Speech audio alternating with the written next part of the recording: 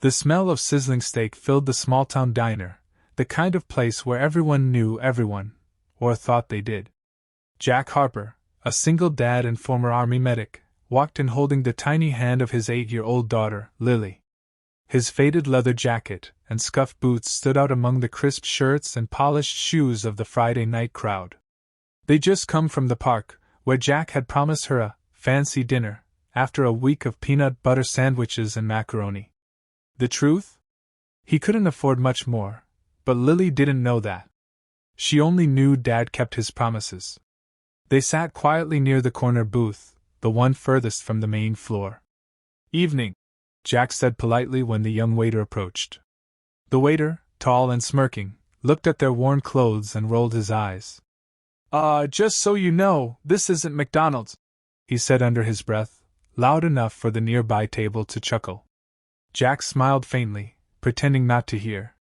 Lily looked confused. "Daddy, did we do something wrong?" she whispered. He shook his head. "No, sweetheart. Sometimes people forget that everyone's fighting a battle they can't see." When the food came, the waiter dropped the plates on the table, the gravy splattering onto Jack's sleeve. "Oops," he said sarcastically, and walked off. Jack simply nodded and began wiping Lily's plate so she could eat.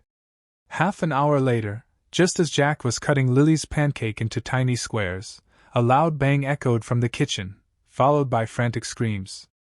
"Fire! The fryer's on fire!" someone shouted. Chaos erupted. Smoke poured into the dining area, and people started running for the door. But near the counter, the same waiter who'd mocked Jack was frozen, staring in shock. His foot was trapped beneath a fallen shelf, flames creeping closer. Without a moment's hesitation, Jack handed Lily to an older couple. "Stay with them, baby," he said, and sprinted straight toward the fire. "Sir! Don't go in there!" someone yelled. But Jack had done this before, in places far more dangerous than a diner kitchen. He grabbed a wet cloth, wrapped it around his face, and kicked open the kitchen door. The fire hissed as oil-fed flames licked the walls. He pulled the heavy shelf off the waiter's leg and hauled him toward the exit, coughing and choking. By the time the fire department arrived, Jack had already used a fire extinguisher to hold the blaze at bay. His hands were burned, his jacket singed, but the restaurant was still standing. Outside, the crowd watched as paramedics treated the injured waiter. The restaurant owner, Mrs. Delgado, rushed over, her eyes full of tears.